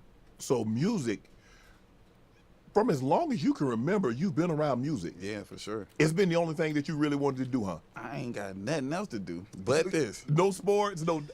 No, hold on, my man here, like I got a J. You I'm like nice. that? Yeah, I got a shot. I ain't finna be doing no running and sweating and all that other stuff. But we want to shoot for some money. I'm the guy that you call. But in reality, man, I play basketball a little bit. But Sharon, you see, I got these product platforms, so I'm about 5'7". So I knew I wasn't going nowhere with that, and music just became my life, just totally. I got my first record deal at 13. Wow. I dropped out of school in 8th grade. Hold on. So when you dropped out of school, so what'd you tell your parents, considering as financially stable as they are, I'm sure education was a big key. Hey, they said, hey, we want you to get an education. We want you to go off. We want, potentially hand the businesses down to you. And so when you tell your parents, Mom, Dad, I ain't going to school tomorrow. As a matter of fact, I ain't going to school no more. Right. So at that point, Shannon, so like my life is really like a movie. Like I'm really gonna break this shit down, but it's a movie. Like my parents, they're up, boom, normal shit, they get a divorce. Right. Now, as me being a young kid, I think my mom like progressed faster than my dad's life. Okay. So she started dating and doing whatever her want to. I hated that. I was the worst kid ever. Like we in the suburbs, like my mom getting a kiss from her. Then she ended up marrying this guy, but like I'm at the top of the banister throwing shit at them while they doing, like I'm wilding out. You like, that ain't my daddy, why you kissing him? Exactly. So at that point I became so much of a problem child that I moved in with my father, like Boys in the Hood. Yeah. Like so I went and lived with my dad, and he like, I'm the king, you the prince, this what we doing. But my dad, as I told you, he owns a lot of property and apartment buildings and real estate. So we went and moved into one of his buildings. Okay. And my mom ended up getting a house and a divorce and all that other stuff. So my dad raised me from a real young man. But now we in a city now. No more suburbs. Right. So now I'm close to the bullshit. And I was bad. Yeah. So me going to school, like, he couldn't control that. I would go get on a bus. He can't follow me. I was supposed to be going to school. They didn't say I was actually made it. No. I put the uniform on to go to school. That don't mean, and I did go to school, but you know what I did, Shannon? What did? You know, lunch started 4th period. Right. I go in that motherfucker for freshman lunch, sophomore lunch, senior lunch, Damn, junior lunch. I'm in that boom, rapping, you know what I'm saying, doing what we do. I ain't never go to school. I ain't gonna lie. I remember one time, and I ain't proud to say this, so kids, go to school, do what you gotta do. Right. I was getting like straight F's whole time. F. I remember I got D's one time, they got me Jordans. I used to say, if I hear AI one more time, I'm going to lose it. But Monday.com is super. I need to hear you talk about half some a other percent. shit. I'm damaged goods, Shannon. Oh, intervene and sent you. Go to all type of shit or whatever. I'm living in a townhouse, so now the police and everything is going crazy, wars and all that other stuff. So I was really bad, and I wanted to know about this. You outside of Chicago, never really look at it like that in that moment. It's like I want my mom, I want my daughter. Bro. How did that situation happen? Like I'm really him. I'm one of them. I'm better than Bow Wow. I'm bad Bow Wow. Right. Right now, I know that it was all Here we bullshit, go. but it was authenticity. And I think it bled through the music when I was actually doing it, when you actually taking them risks, when you actually living like that, it adds a little edge to you. It adds, and not only that, the guys that I got my deal with and that took me to these places to get seen by these people, they were the biggest drug dealers in Chicago. Damn. Yeah, like these guys, like, They had it all. And like we had a building on Halsted, 72nd and Halsted, that the guy had owned, and they transitioned into a music studio. So that's why I also didn't go home too, because he had a studio with the basement. And I'm talking about, like, they laid everything out for me. Now, mind you, back then, Shannon, I was young. I'm talking about selling crack. I ain't got no pussy yet. I was a straight virgin. I ain't went through puberty yet. I'm talking bald eagle. I mean, bro, how did that situation happen? Yeah, tell me about something else. Wow. So, damn, this is a crazy story. So at that time, like I told you, I had the street dudes that was taking care of everything or whatever. We go to LA. A trunk of the King Von entourage of us. It's 20 of us, 25 of us, all street dudes. So we go out there, and there's a guy. His name was Joe Exclusive. He a gay guy. He is a stylist that this dude named D1, who was a part of the label, had connects with. So him being a stylist, he was at a bunch of different places. So we got invited to what these want from a video shoot for DMX. Right. So we go to the Paramount Loud. I'm there, vibing. I ain't gonna lie. At that time, I'm like 4'4", Shannon. Like, you know what I'm saying? Like, I told you I ain't went through puberty yet. I had all the bricks. I ain't went through puberty yet. Nigga, I'm like 4'4". Okay. So we on set, and I'll never forget this. DMX walked up to me like, "Hey, yo, shorty, I'm gonna go do this real quick. I'll be right back." And he opened up his hand. He had a bunch of weed in it. You know what I'm saying? He like, "Yo, I'm finna go smoke pretty much and come back." So boom, he goes smoke. They send me in a trailer, and they like, "Yo, rap for him." So at that time, I thought my flyest shit was like some Chicago shit. So I was like, I think I don't know if in with the sense, smoke offense to the hemp, y'all better repent. Cause the fast twister type flow or whatever. He like, I don't know what the you just said. You got another one? So I do another one for him, and the whole trailer go crazy. Aaliyah in the trailer, all these different people, whatever. Now, mind you, I'm 4'4", right? So I'm really a kid. Like, it don't look like I look younger than I really am. Right. So from there, we lead a video shoot. That next day, I'm on top of the world. I'm super excited about it. I come back to the video the next day, because this is a 3-day video shoot. Hype Williams just shot the video. It's that type of budget. Okay. So we at day 2 now. He told me come back. I come back. He playing my demo out his trailer, blasting my shit. Soon as I walk, like a movie, like when I get to the set, my shit playing out his trailer now. He going crazy. He like, "Shorty, I'm gonna sign you. Not gonna be fast, but I'm gonna sign you." That time, shit, we had Jay-Z, we had all these different people, but I never forget DMX was my favorite artist. It's the same year that he dropped the 2 albums, Flesh of My Flesh, Blood of My Blood, and then the other, and then that was X. I think they both dropped in the same year. So at that point, like, that was like the year before I met him. For Christmas, I asked my dad for DMX CD. And then that following spring, I'm at the trailer with him, and he playing my shit out his trailer. So he ended up doing that, ended up signing me, and that was the turn of our relationship. If you could do it over, is there anything you would do differently about that situation? Yeah, multiple things. I wouldn't have let that gun go off in that house that he got me, that beautiful townhouse. And then deeper than that, I would have just understood what he was going through. I didn't know what he was going through or what demons he was fighting or what his battles was at the time. So I always was upset because I felt like I could have got more attention, or we could have been doing more different things, but it's so hard to be the guy and then to try to put other people on. So in my career, that's what I always wanted to do. I wanted to have attention to the people that are actually working with me to make sure they got what they supposed to get out the situation. But I done had to create, Shannon, I ain't gonna lie, DMX movie. He's like one of the most interesting guys I ever met. Like, I'll never forget, we in Toronto, Canada. We staying at the Sutton Place Hotel. Remember I told you I lost my virginity to prostitutes. He took my first piece of too. Oh, you supposed to get something, Man, listen. So. Come on, man. Listen, we in Toronto, right? And DMX love pool. Man, love pool halls and shit like that. So, I mind you, they got me in a club with a pool hall. But DMX at that time, he had police following him around in Toronto. He was like the mayor of Toronto. Like, I seen that send the police to the hotel to go get a pound of weed for him. Squad car police. That's crazy. Damn. Yeah, like he was having his way. So we in the. I did hear X was moving like that, like crazy, like. But he was the first. He was the first one. Like, when it comes to like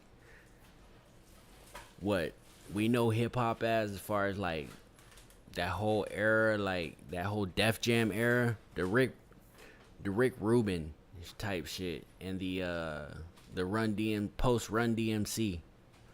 DMX was the one, bro. The one. Pool hall, I never forget it, man. Like, it's a bunch of groupies around, you know what I'm saying? I'm the young guy, whatever. So, like, I got me a girl, I'm vibing with her. And then I'm in the, like, it's time to go. So, like, I'm in with the entourage. He in the front, you know what I'm saying? His car. I'm in the back, in the truck with the entourage.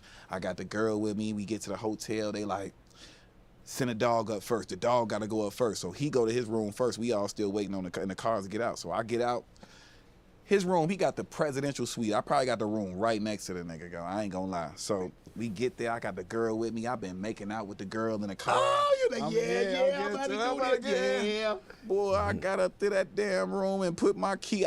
It's like a dog for real, though. Rest in peace, X. He was like a bloodhound, bro. I'm talking about I was putting my key in the door. His door swing open. He like, yo, shorty, what you doing? And who was that? And then she like, hey, he like, hey, yo, ma. I think you left your purse in my room.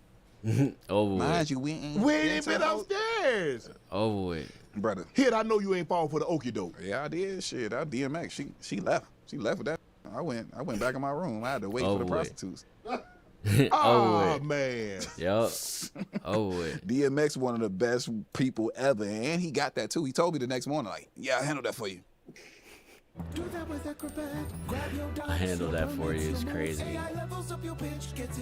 Nah, I could have done that, bro. I had that under control. I thought. Let me give It you one wasn't more his about turn. that, man. Yo, so look, we in the studio. He making a song called "Do You" with Irv Gotti. Rest in peace to Irv Gotti. We all in the studio.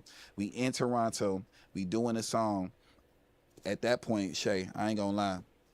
I saw X. He used to do the Remy Martin VSOP, the Grand Crew. Yeah.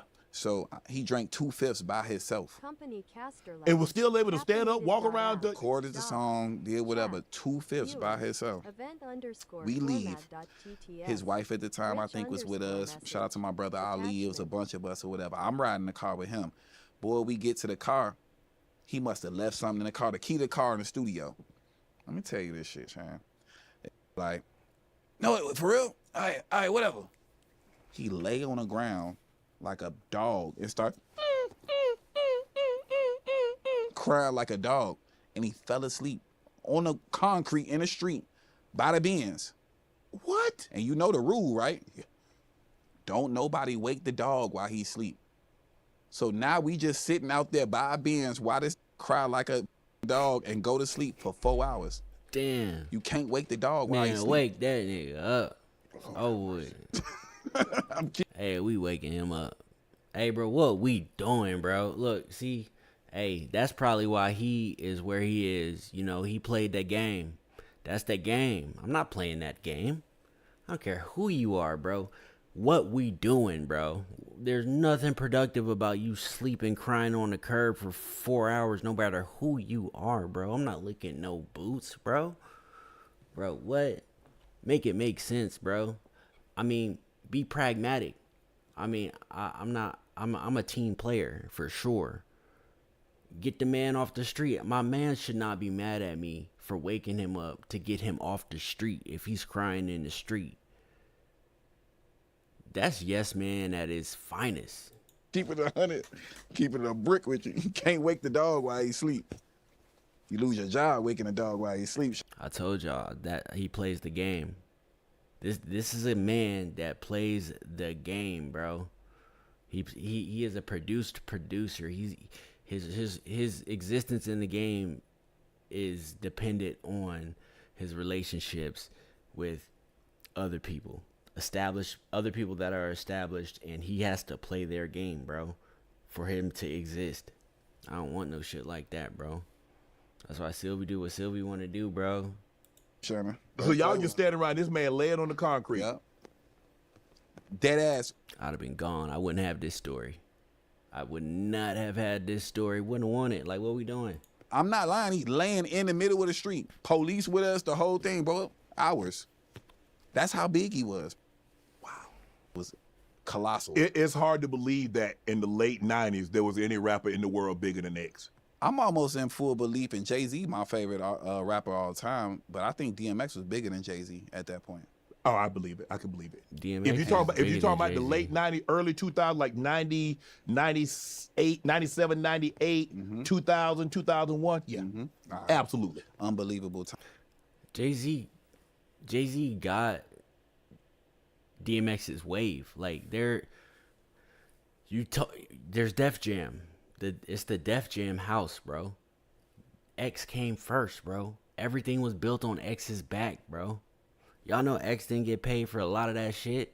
Y'all know X did not get paid for a lot of that shit. He's a legend. Probably one of the least paid rappers of all time. For real. DMX. They built Def Jam on that man's back. Times, man, for real, for real. God.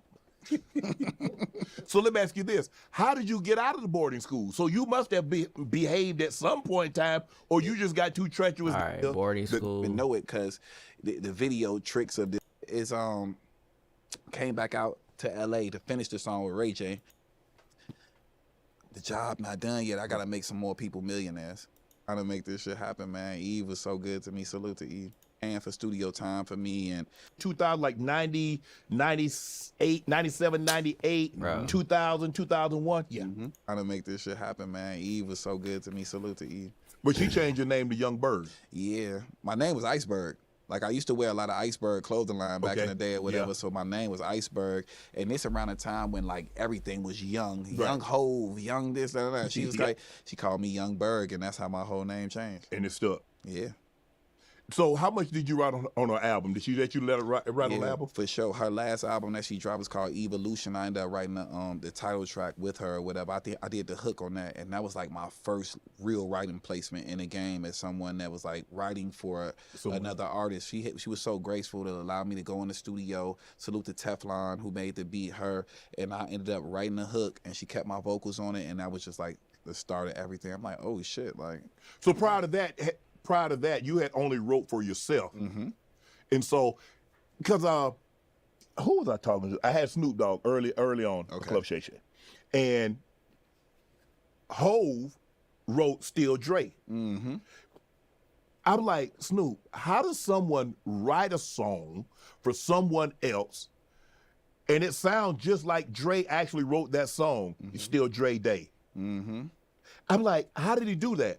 He's like, you just have to be the person, know what he sounds like. So you had been around Eve enough to kind of knew how she would sound, the words that she would use, because that's, when you do stuff like that, you have to be able to really, you become Eve to an extent when you actually write this vocal. See, and I was Lil Bro too, and she gave me an opportunity. So I didn't come into it knowing that I would even have that opportunity. I was just Lil Bro who she believed in and she allowed to be around. And then when they gave me that alley-oop, and with me being around her, I'm like, man, I can't drop the ball on this. Right. And she ended up loving it. Like, I was super surprised that she even ended up loving it, because I went, and what's crazy is like, it was the same process. I went in there, had some drinks, smoked some weed, got in the booth, did the hook immediately or whatever. She came in, she loved it, she redid the hook, and then shit, it was on the album. She's married now. I think she has a kid. She up. Oh yeah. She leveled up. I don't even think she remember me no more. Do you see her rapping again? Hell no. You see me rapping again, I catch a beat? Hell no. You done if you get a beat? I'm gonna be honest with you, Shannon. I think I'm at a place where I'm comfortable now where I can be done. I don't even have to do anything. Oh, you gonna pull a Hove? I could stop doing anything, but to me it's like, the job not done yet. I gotta make some more people millionaires. That's how I feel. I gotta put some more people in position. I think that's really like my whole. You ever realize that you really just blessed to be a blessing? Yes. An IQ of 85 to 115 is considered average in the U.S. And that's my whole forte right now. Right. One of your biggest songs early in your career was "Sexy Can I" with Ray J. When you're writing that, when you're in the studio with Ray J, do you have any idea that this record's gonna take off? Fuck no. Do you ever have an idea? Like when you, I hated it. Bro, see, this guy says, yeah, man, I'm hit maker. I'm the guy you call me for the hits. Curated by his relationships, right? And then he gets asked this question, yo, did you know when you were writing an actual hit. Sexy Can as a fucking hit with Ray J. Did you know in the studio, he not only says that he doesn't know, he says, fuck no. Bro, man, this man just says whatever he thinks sounds fly and shit and goes with his producer image, bro. Like, I'm not trying to be negative, bro, but I'm calling it as I see it, bro. Why? Like, stay consistent, bro. Why? So at that time, my first hit was called Sexy Lady, right? And then I had another song called The Business with my artist, and I was really trying to build my label too, you know what I'm saying? Right. So my artist was on the song, and that song is still a cult classic. It's multi-platinum to this day too. But I wanted to go to that song next. Right. But the head of my company, salute to Charlie Walk, he was the head of Epic Records at the time, and I'll never forget it, man. I wouldn't do that damn song. Ray J and them, they kept asking, I wouldn't do the song. And I come inside this man's office, and this man got to be about 5'3", and he tap dancing on this piano to the song Sexy Can I think he on coke too. I ain't know what was going on. Like, he give you that little vibe too. And he like, yo, it's gonna be the biggest song of your career. I'm like, what? Nah, hell no. I'm like, bro, I'm gonna be the sexiest man in the world. My single out right now on Hot 100 is Sexy Lady. Now I'm coming with Sexy Can I? What the hell name my album? I'm Too Sexy? Like, nah, like, yo, bro, like, I wanna go to this next song. He like, it's gonna be the biggest song of your career. He like, what's it gonna take for you to do the song? I'm like, man, buy me a chain, man. Call Jason and Beverly Hills, man. Give me an Epic Records chain. Show me how serious you are about this record. I'll get you good. So that's what you tell Ray J? No, I told this to Charlie Walk, the president of the company that we signed to. Yes. So he like, I bet. Call him up. He buy the chain. So I'm like, oh, it's getting made? Oh, I bet. Say less. I'll end up doing the song in Miami at the same studio that I work out at right now. Wow. Yep, called Circle House. Salute to BB, his father. You know, that studio is so legendary. You have a Cops, Bad Boys, Bad Boy. Yep. Inner Circle is their studio. The people that sing the song. Wow. That. So it's a legendary studio. So I ended up doing a song there. And then from there, it was like, all right, man, I think this is going to be something. And I think that when I knew it was going to be really good is came back out to L.A. to finish the song with Ray J. And it's me in the studio. Tierra Marie is with Ray J. That's his girlfriend at the time. I didn't even know it was Tierra Marie. I thought she was a bad chick because I didn't know what was going on.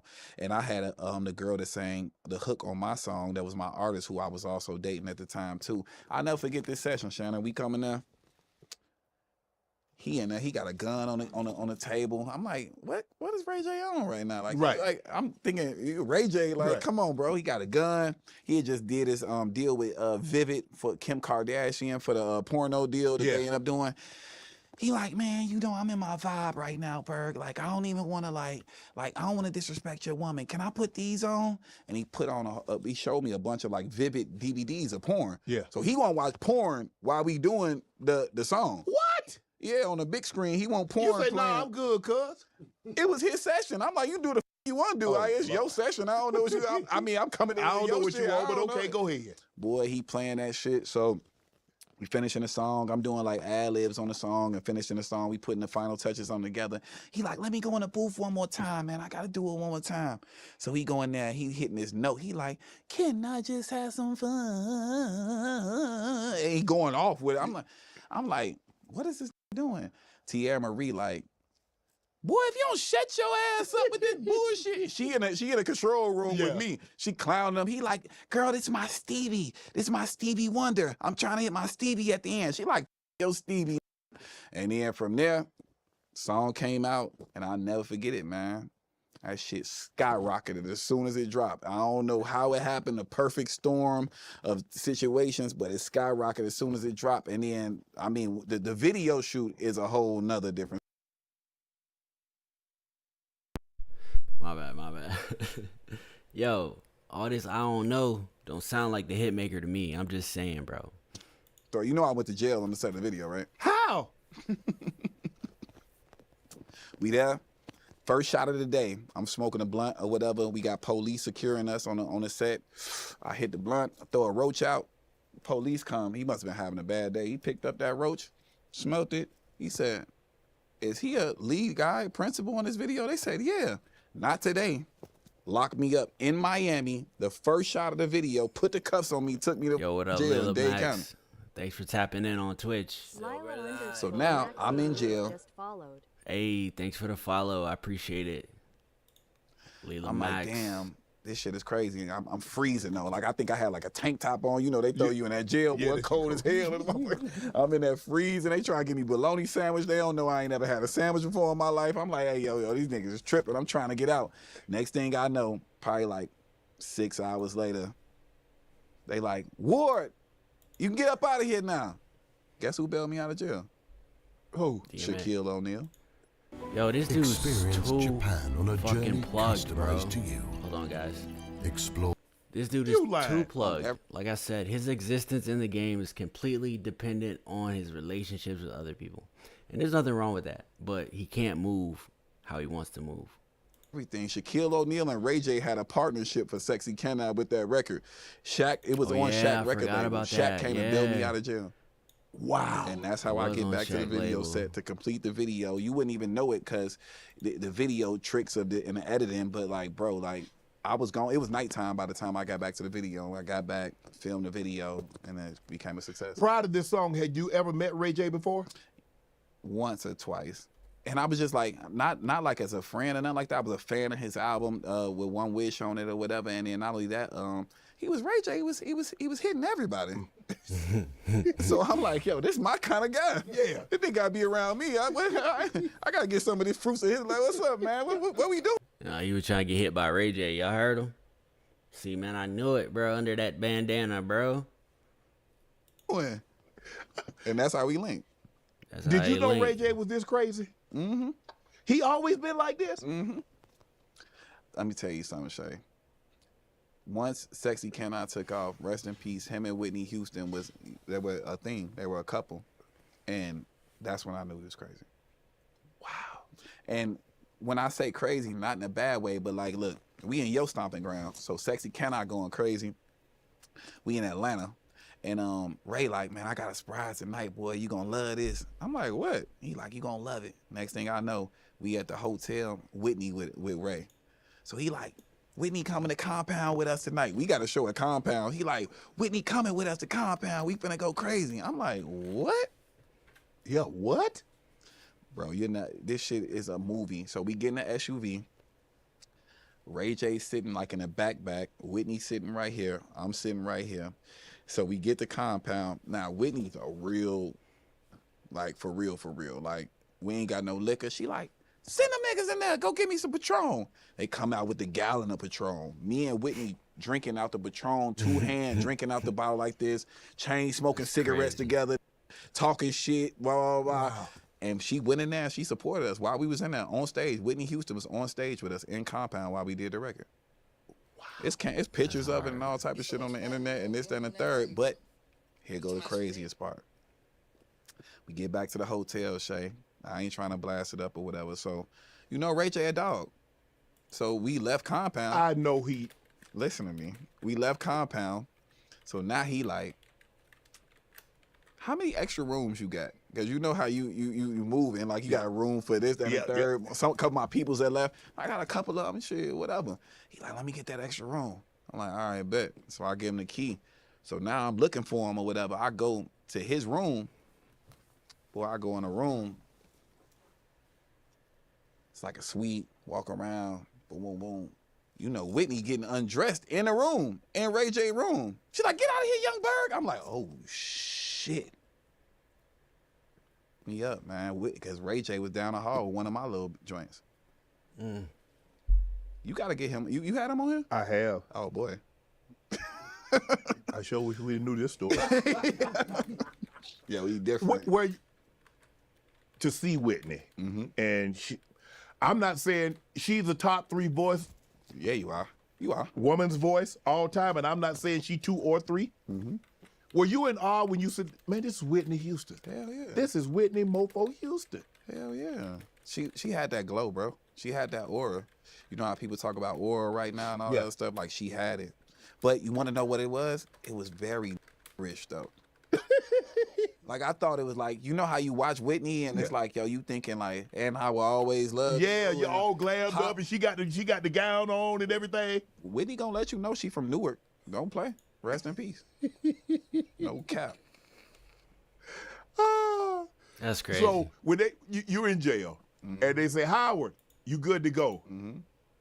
Okay, you know you getting up out of there. Did you have any idea that it was gonna be Shaq that came and got you up out of there? Hell no.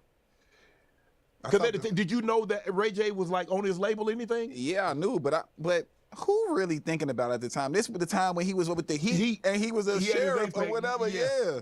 So who really thinking that was the case? Like he ended up being at the video later that night and all that other stuff too or whatever. So we able to put all the pieces together. But it was the first shot of it. I ain't never met Shaq before in my life. Wow. So when you got in the car, what did Shaq say to you? Come on, little man. I'm just playing.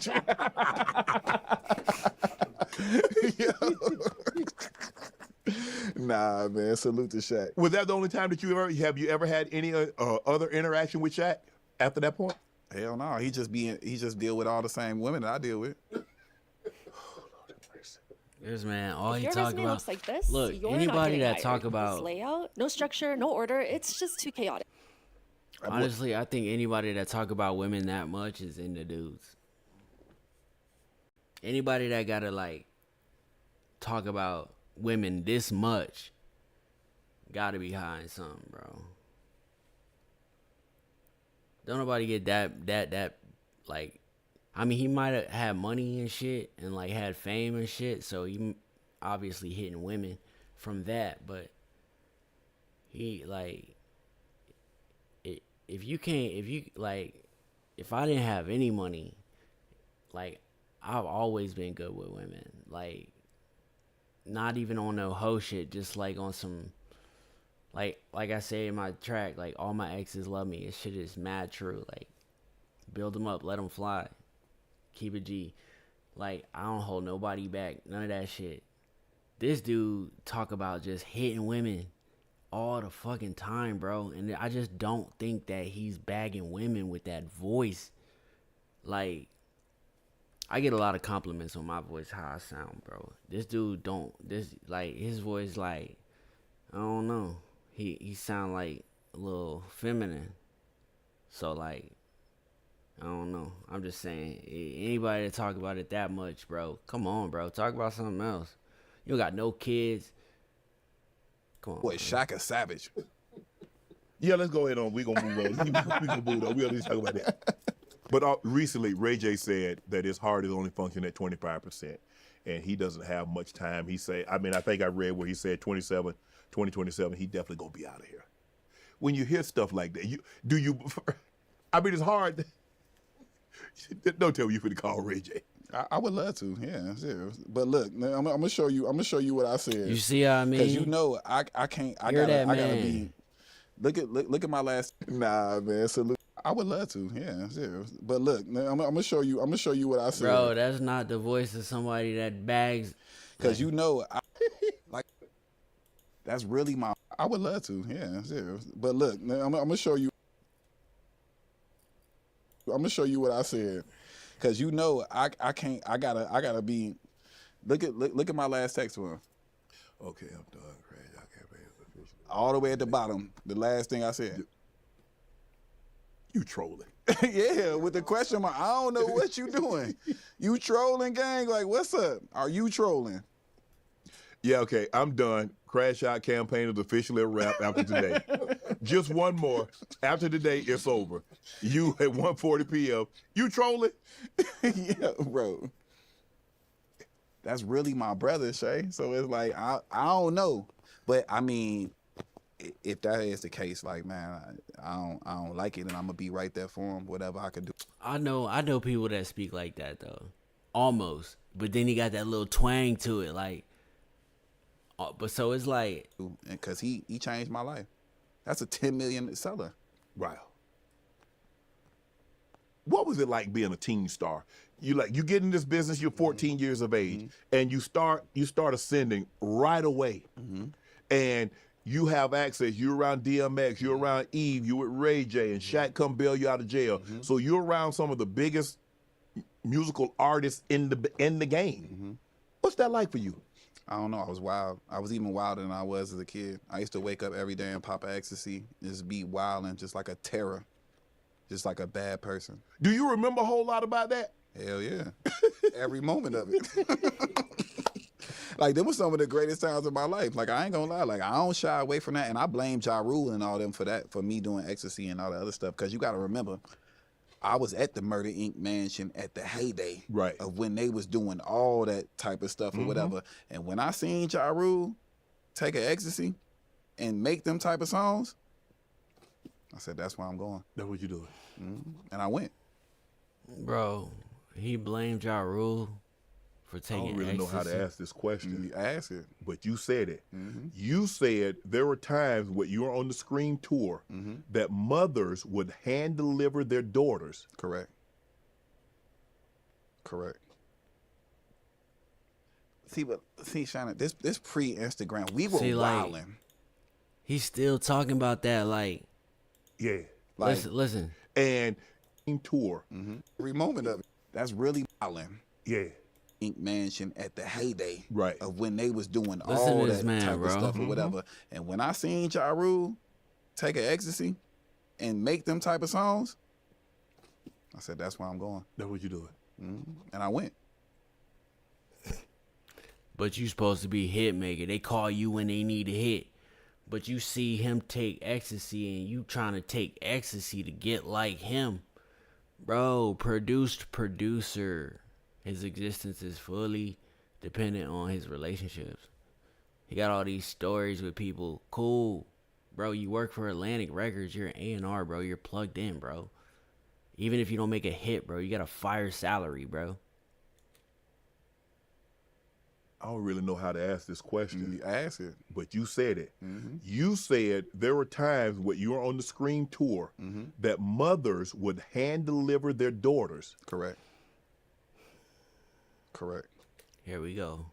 Anybody that talk about getting girls that much is trying to compensate for something, bro. Bro, shut up, bro. I mean, I get it. I get it. You lived a wild life, bro, but, bro, you definitely compensating for something, bro. And you, like, what? You ain't fooling nobody, bro, with that little twang in your voice. And I'm not even trying to hate on, bro. But, like, bro, you're not fooling nobody, bro. You twangy, bro. See, Shannon, this pre-Instagram, we were wilding. Yeah. Like, I would go to the radio station with my people and be like, call it 99. You know how everybody on the shit. We at Hot 97. Yo, we in New York. Ain't no Instagram. 310-253. Call my man right now. We finna go there. Meet us at the. We were wilding out like on a whole nother level. So I've definitely like been hand delivered like a woman. Like, yo, like, this is my daughter. I think she's a great look for you. I see where you going. Would you mind like taking her home with you tonight? Bro. Yeah. Bro, you supposed to be hit maker, bro. You got all the shit, out of all the shit you could talk about in your career, bro. This is what you choosing to talk about, bro. This is not it, bro. It's not it.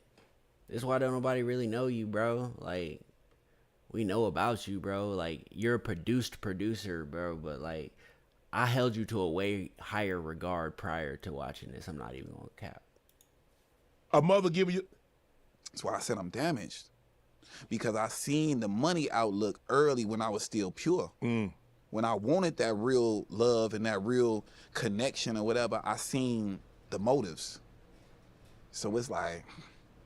Bro, women, there's always a motive, though. You ain't a victim, bro. You ain't the only one that grew up straight. Like, bro, and if you didn't have money, I guarantee you would not pull chicks, bro. You would not pull chicks, bro. Nobody would be checking for you, bro. 5 foot, young bird, turn hit maker.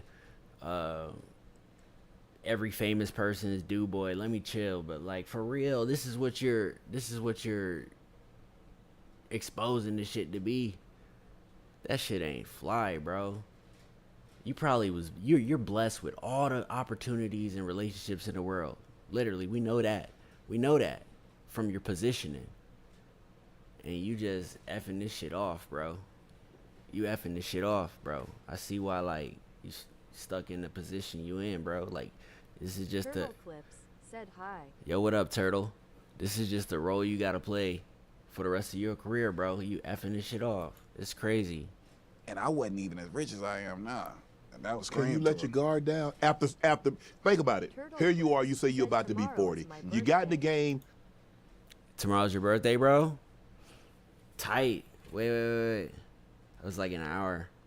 Yo, it's gonna be fire, bro. Happy birthday, bro.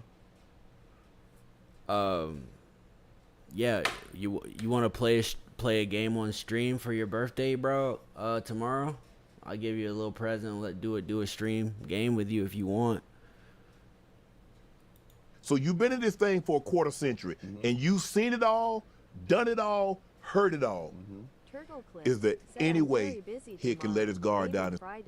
Hey, bro, whenever, just let me know. I got you, bro. Says, baby, I trust you. And let somebody get that close to you. Yeah, it's coming soon, but I think the situation just has to be so beautiful, or it either has to be so left field, or it has to be so in my field that we both. This what the real. Damn, nobody want to say this. Settling down is a very, like, to women or to other people, has a bad connotation on it. Because you think about it, settling.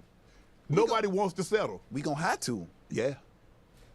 It might not be as dramatic or as drastic as someone thinking that, oh, you're going to have to deal with a man having 20 kids behind your back or whatever. You settling in some degree. Right. Here's an example. Sexual. Man, I think you can slow down without settling, though. Like, yo, he got a lot of growing up to do, bro. Like, I don't know where he been his whole life, bro, but this is kind of disgusting, bro. I held him to a way higher regard prior to this fucking interview, bro. This dude is tweaked. Truly, I could be overly satisfied, and I could be not satisfied in another dynamic of what she might can't cook. Right. I'm settling. Right. The woman settling too. She might want a man that can just go to work 9 to 5, come home to her, give her all the attention that she want, and be there for her. Right. If she deal with. I'm not gonna lie. Every woman want a man. I feel like every woman want a man that can be with them all the time.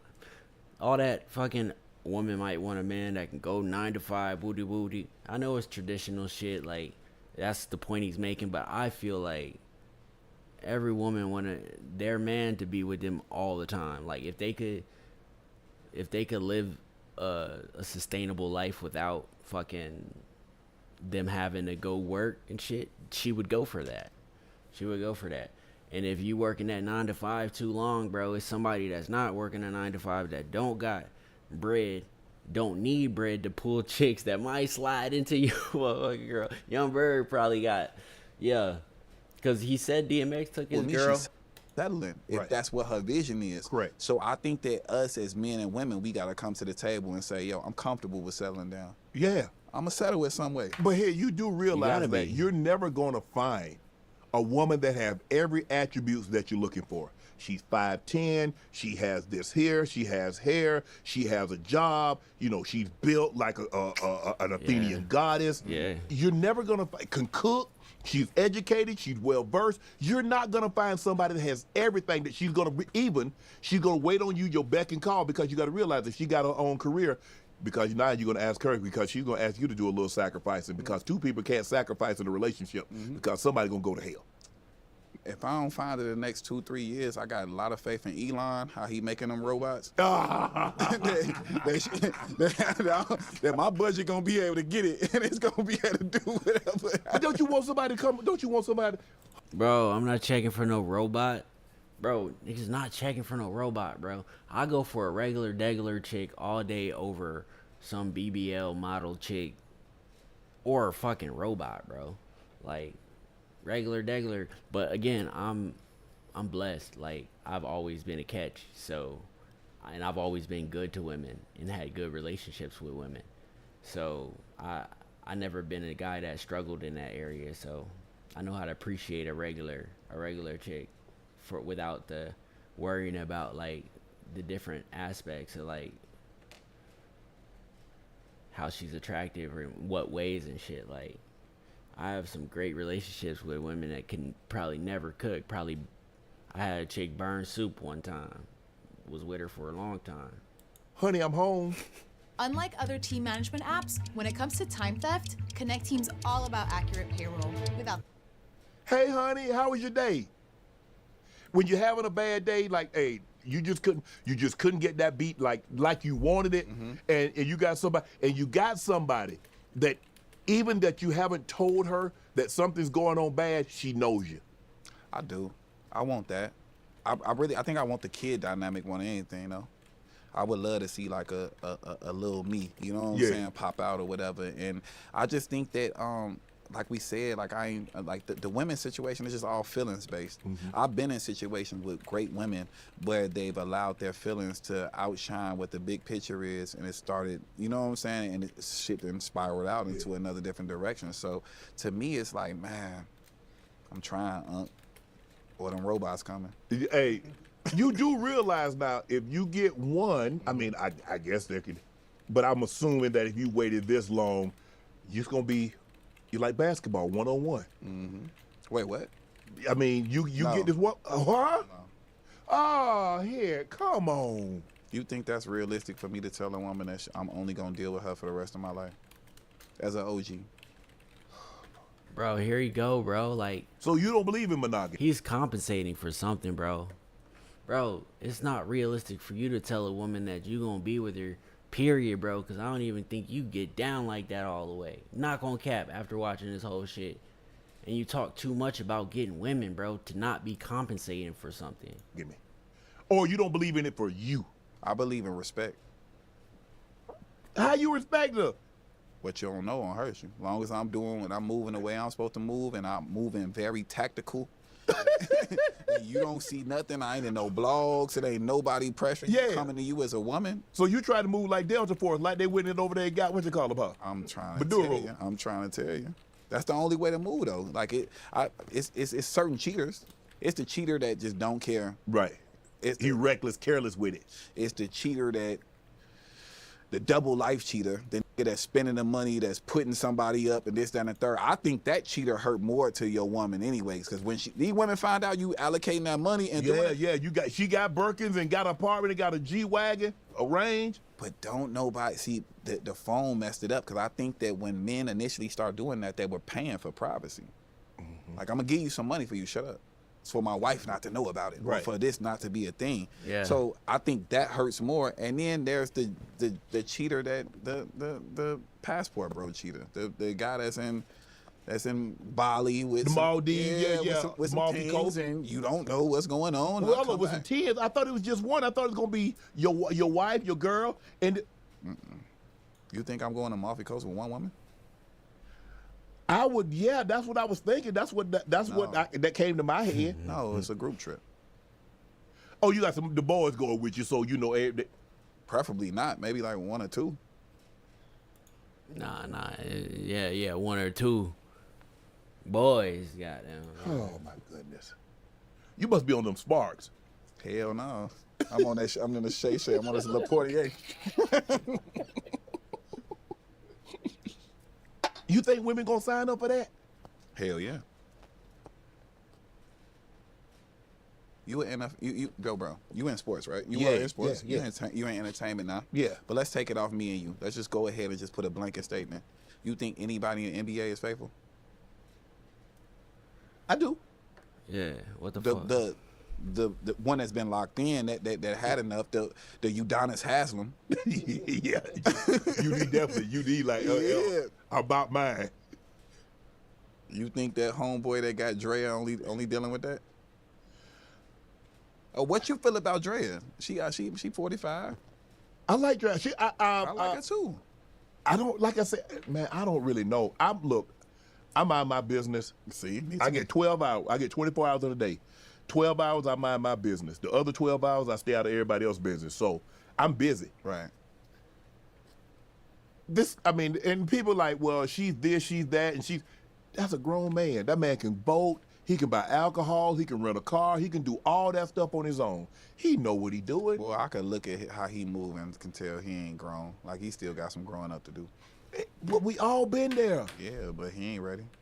Bro, you're not either. Hey, I don't know. Drill, come sit down and talk to me about it. Please come sit down. Put us all down too, Drill. We love you. You know what I'm saying? Respectfully. Yeah, I mean, I don't look. I think I guarantee he f***ing something other than her. Man, don't say that here, cause I don't know.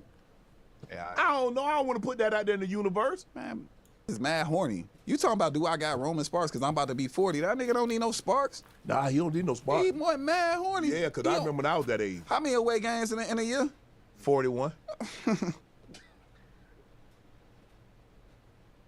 went 41-0. He lost one of them up.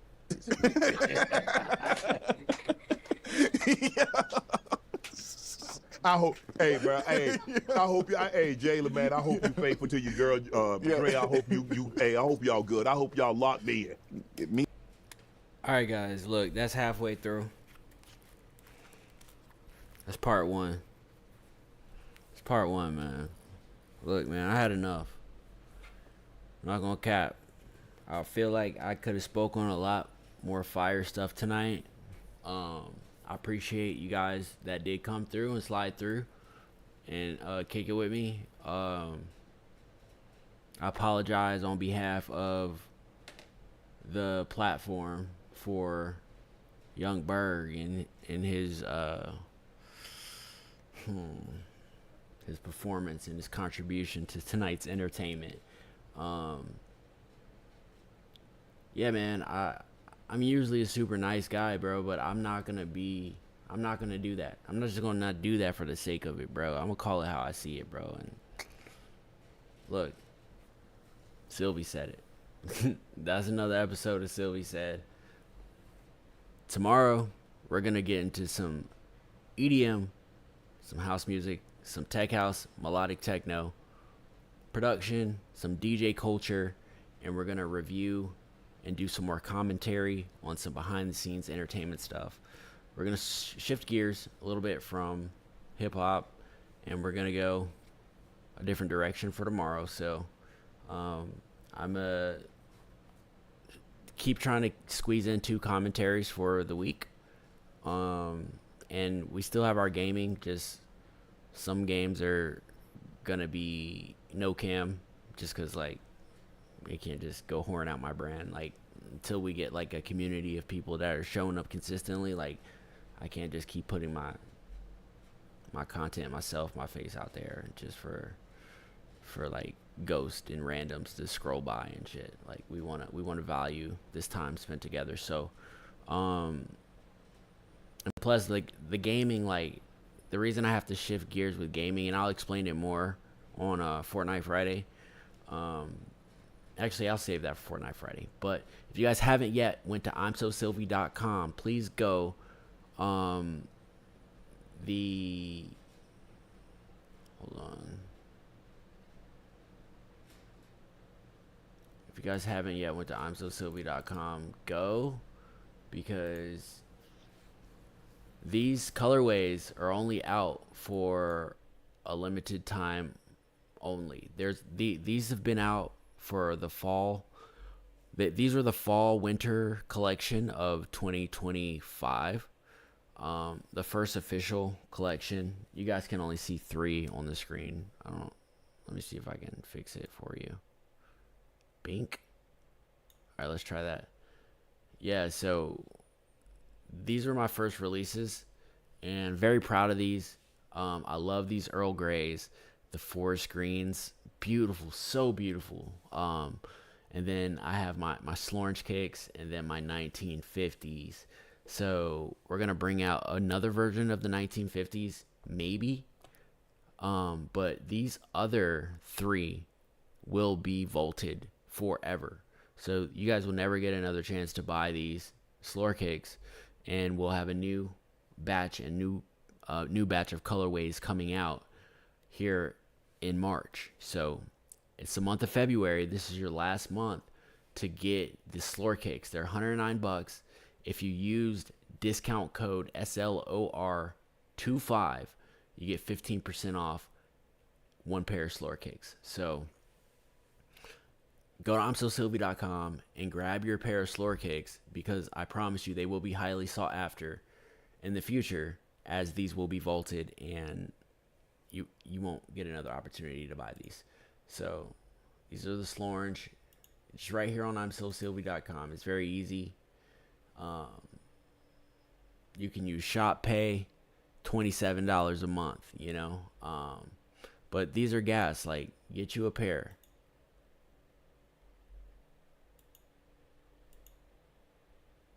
And when you get you a pair, send me some pictures of you in them so I can promote you wearing them.